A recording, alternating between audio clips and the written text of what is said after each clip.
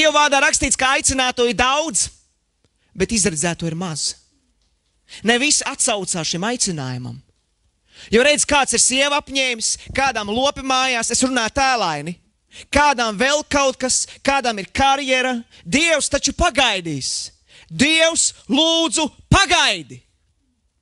Un tu viņu tikai stum ārā pa durvīm.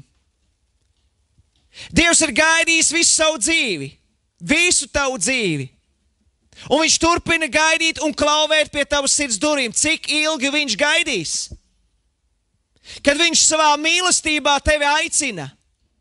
Jēzus, kurš samaksāja par taviem maniem grēkiem. Es saprotu, ka esmu aizgājis jau līdz lieldienām. Bet, mīļie, laiks ir maz. Ļoti, ļoti maz. Es tev runāju par cerības devēju.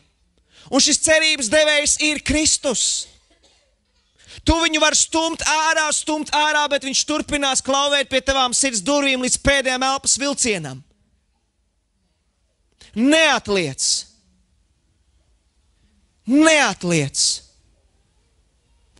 Dzīve ir īsa, ļoti īsa. Ir kāda dziesma, kāds ticīgs brālis sarakstījis, kad ir tāda vārda. Dzīve vien mirklis īs. Un tā ir patiesība. Vien mirklis īs. Un ir jautājums, ko tu esi sakrājis šīs dzīves laikā. Es neesmu pret lietām, kuras mēs varam baudīt šajā dzīvē.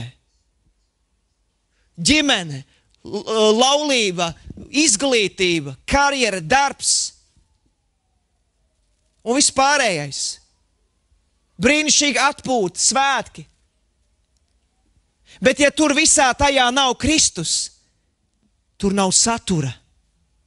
Tas ir tukšums.